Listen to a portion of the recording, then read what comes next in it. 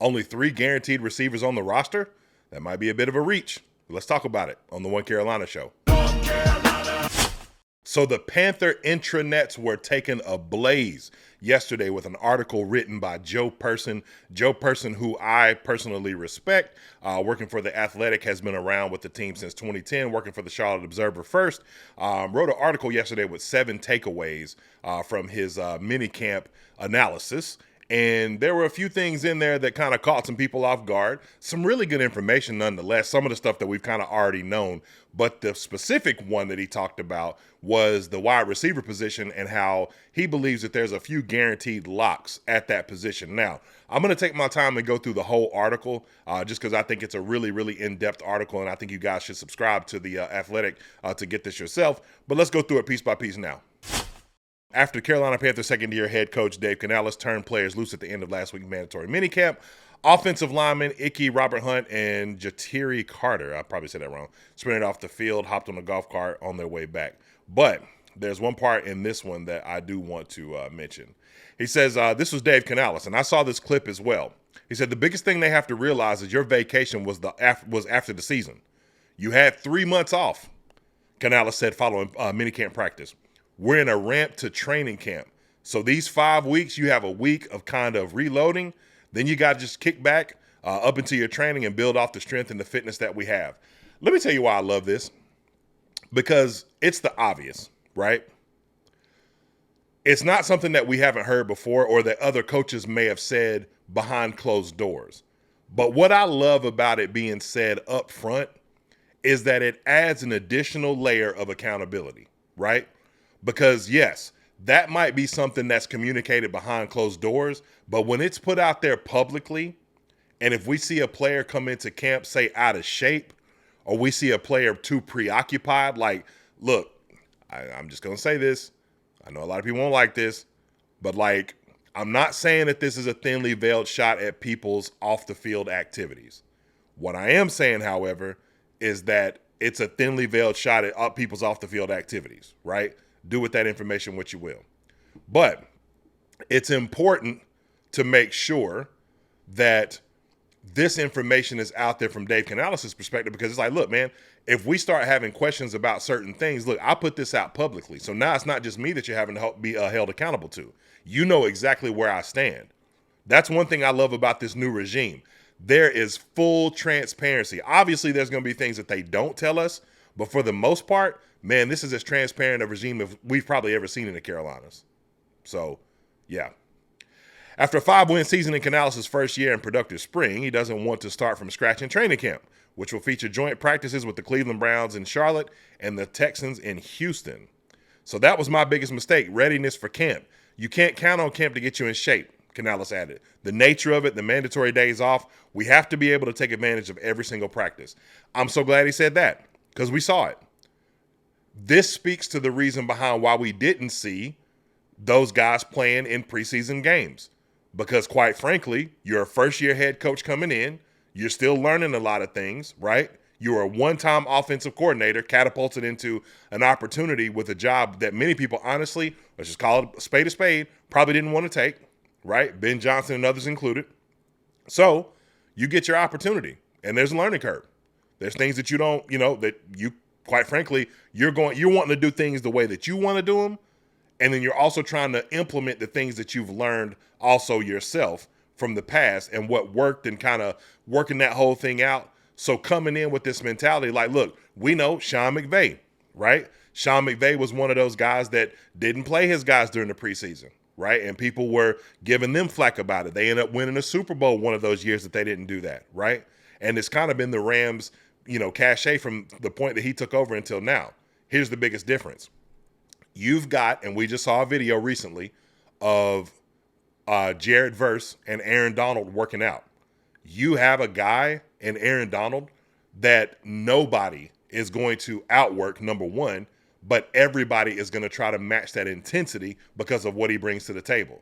Name anybody on the Carolina Panthers roster maybe prior to now, and I could say that there's some guys now that you're starting to see that from, right? We hear that Nick Scorton kind of thing where he's kind of always got it turned on.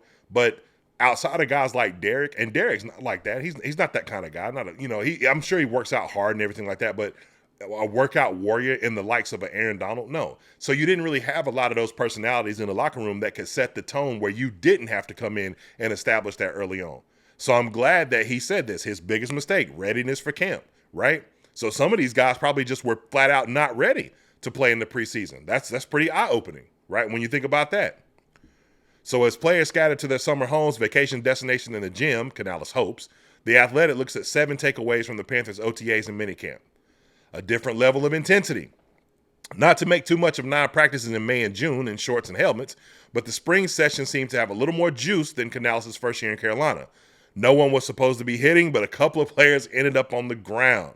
There were a couple of mini skirmishes and a lot of trash talking, much of it coming from J.C. Horn and Chuba Hubbard. Rewind back to seasons past, the moments where things started to really ramp up and the intensity started to change. Who was it? Who were the culprits? Steve Smith, Thomas Davis, Luke Kuechly, Cam Newton.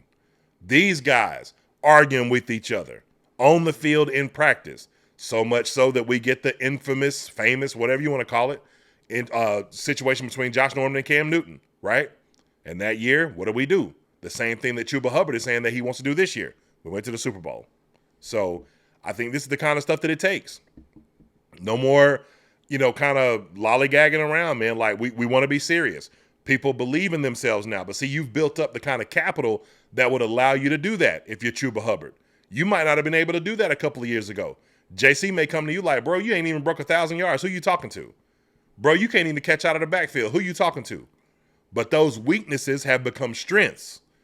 When you drop a fumble against a team in Tampa that we should have beat, right? You come back and beat a team in Arizona and knock them out of the playoffs. So you building up that kind of capital within the locker room where you can say this kind of stuff. You can get into those kind of skirmishes, right? Oh, JC, you want to talk? Bro, you ain't been available. Who you talking to? You know what I'm saying? But now you come back, you have a Pro Bowl season. You play all the games, right? This is what you love to see because this is where it starts. I love this. The intensity extended to the coaching staff. Canales showed up to last Wednesday's media session with a raspy voice.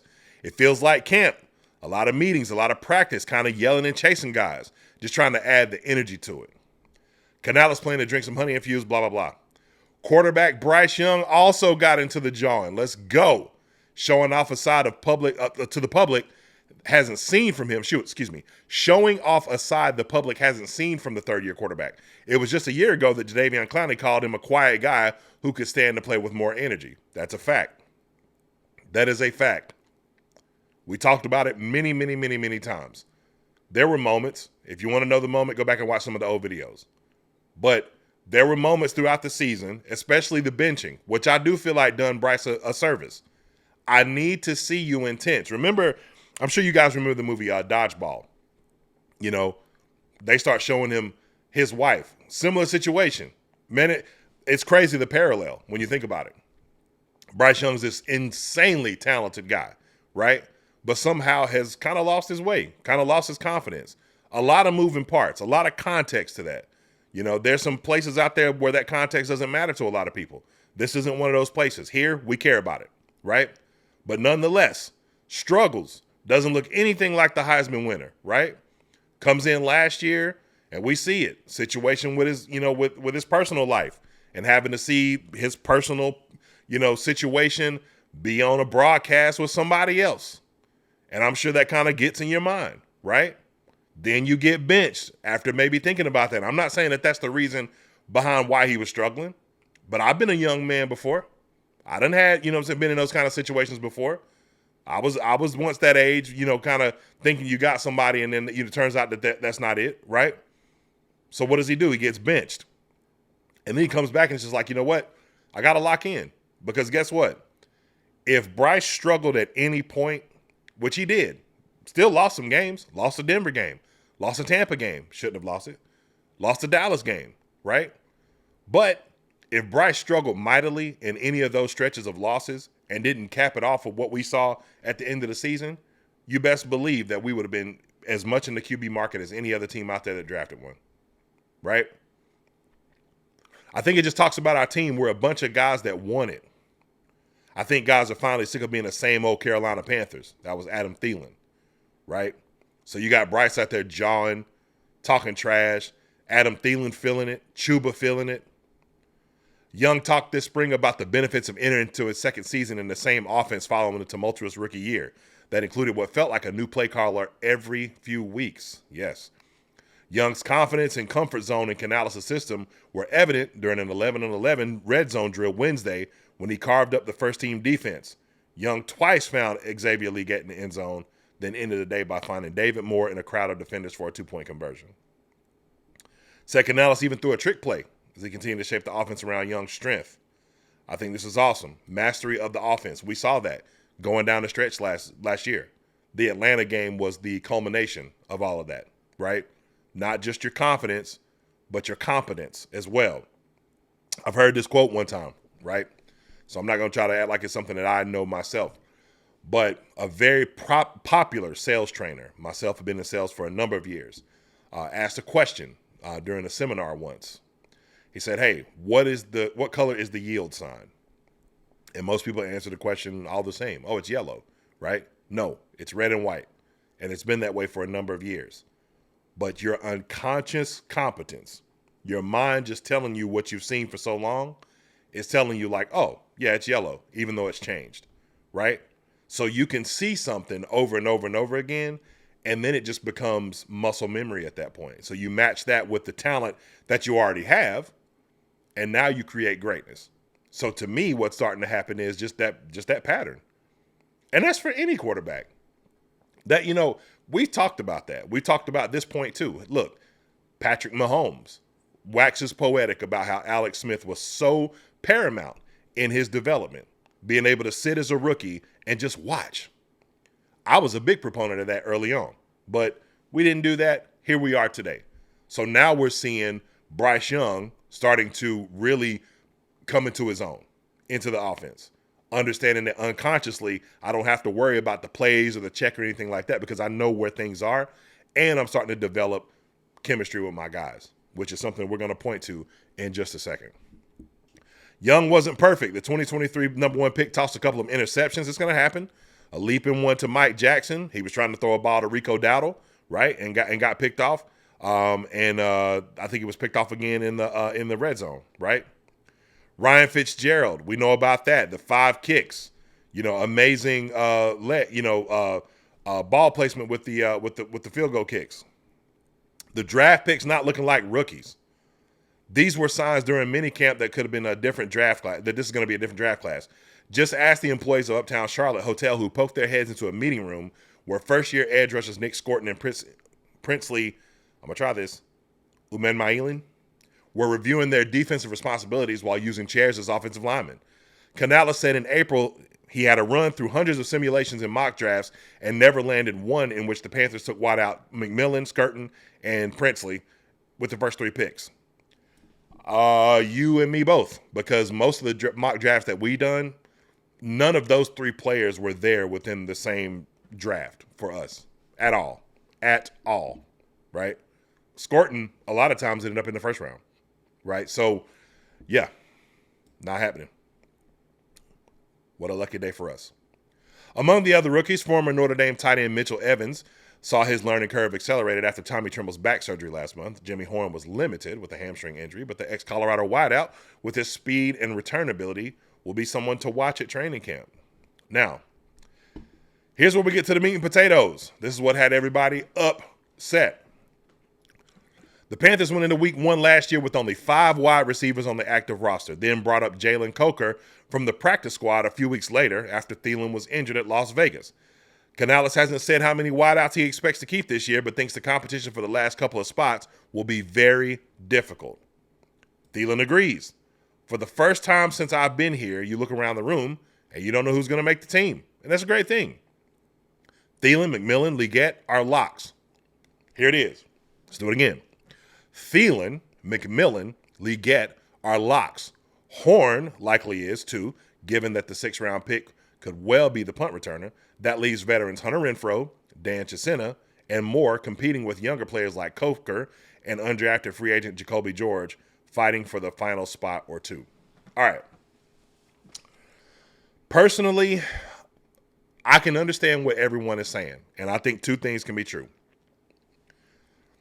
Most people were upset at the fact that Jalen Coker was not considered a lock going into this year, right?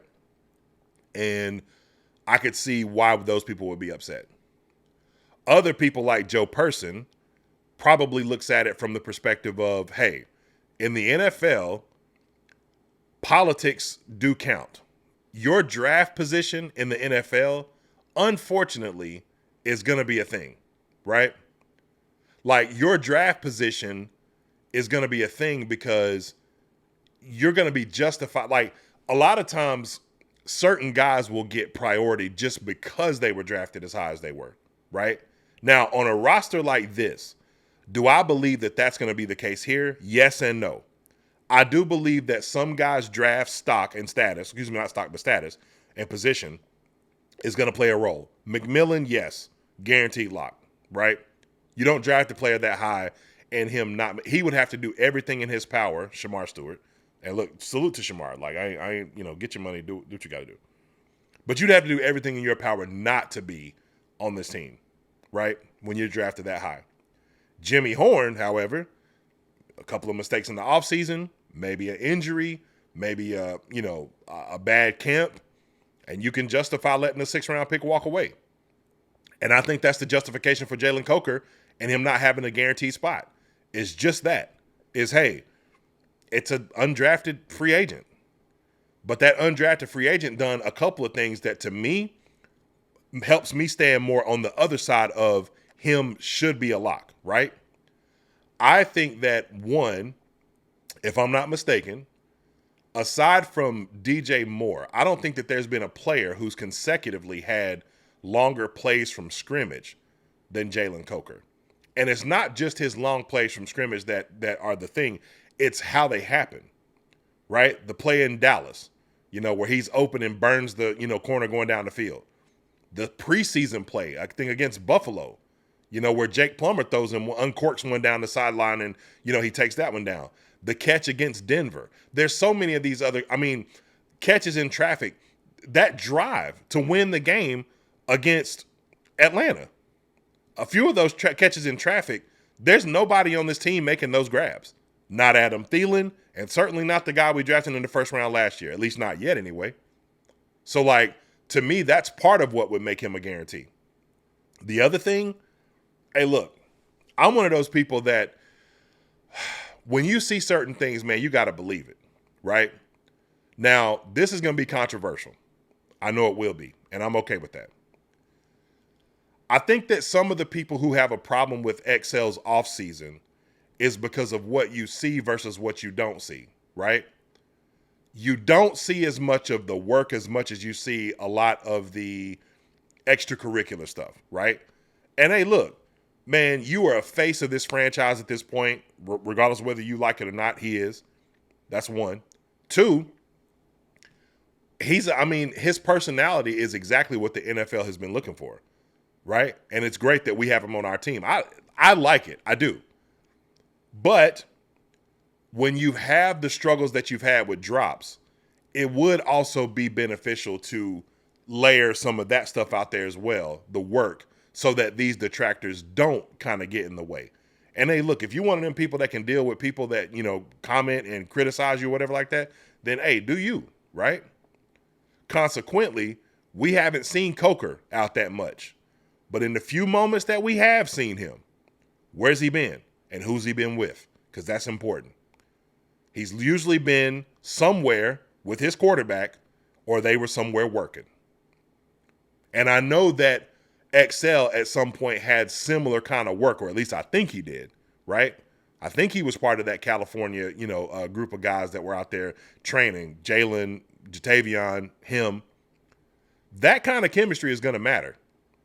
So when we start talking about locks, and let alone the fact, the few times that we did see him, now I know the injury, was a situation, right? But the few times that we did see him in minicamp, he looks thinner, he looks faster. You can tell he's been putting in work. You can tell XL's been putting in work, right? But that relationship between them two, that's going to matter. That's going to matter big time. I've seen videos of the past of certain receivers hanging out with their quarterbacks in the offseason, working all the time, and then you see the fruits of that labor. Reggie Wayne and Peyton, Tom Brady and Julian Edelman, Tom Brady and Gronk. These guys working out with him on the beach all those years, right? Baker Mayfield and Mike Evans. That's a thing. So, yeah, I mean, don't get me wrong. I understand that there are other priorities, possibly. But to me, Jalen Coker would be a lock. Now, of course, this is just an opinion. I would say it's a sort of credible opinion based on the information that Joe Person is getting because he's out there, right? Some of this might be, hey, Jalen Coker might be a tough decision because of what Dave Canales went on to say about the puzzle piece. Let's read that part. Special teams is going to be a huge piece of that puzzle. How can these guys help us in the coverage units? Can they help us as a punt returner? Obviously, Jalen Coker cannot. That's the part where we get to challenge our guys to find a role. Take this thing seriously. You're not here just to catch passes. We only get so many helmets on game day, so we need all of you guys to contribute in different ways. I look at that. That's for people like Jimmy Horn. That's for people like Jacoby George. That might be for people like Hunter Renfrow. That is not for Jalen Coker. Because, again, I can name at least 2 or 3 plays that he made last year on this team that nobody, not even Adam Thielen, could have made. There's a few catches that not any of those guys could have made. And you could say that if you just comb the tape. I'm sure you could probably say that about a few of these guys, right? But when you're building chemistry with the person that's delivering those passes, that's important. Plus, I don't know why, but I just have the strange feeling that this year we are not just going to have 5 receivers on this roster. Not going to happen. I think that we're going to have at least 6, possibly 7 with a practice squad, but 6, right? Because I don't think Hunter Renfrow is not going to make this roster. I think it makes too much sense. I don't think that Hunter Renfrow is Adam Thielen, but he is a former Pro Bowl wide receiver. And when healthy, if he comes back healthy, and that's shown in the preseason, I think his talents will be undeniable, right? So there's going to be a lot of conversations surrounding. I'm telling you, if there ever was a camp that I'm disappointed that we can't be in attendance for, it's this one, because this wide receiver battle is going to be fascinating, and I cannot wait to see it. Cannot wait to see it. Joe went on further to talk about the secondary help. There's a good chance General Manager Dan Morgan asked to the defensive backfield, but the Panthers aren't inclined to pursue free agents cornerback Jair Alexander or Jalen Ramsey, so kill that dream, who could be headed to a reunion with the Los Angeles Rams. Man, I'm tripping all over the place. Still, improving the corner depth would be advisable. The 2 safeties the Panthers had in for visits in March, Julian Blackmon and Marcus Williams, both remain unsigned but figure to be in camps at some point in August. I know this is going to sound weird. I'll just say this. This is just my opinion. I am okay with the potential for the rookie Lathan Ransom and Trevor Moreg kind of being the 1-2 punch. Because I think that Trevor Moreg can do some things that we don't think he can do because he wasn't necessarily asked to cover the deep third, right? And I think that he can. But correct me if I'm wrong.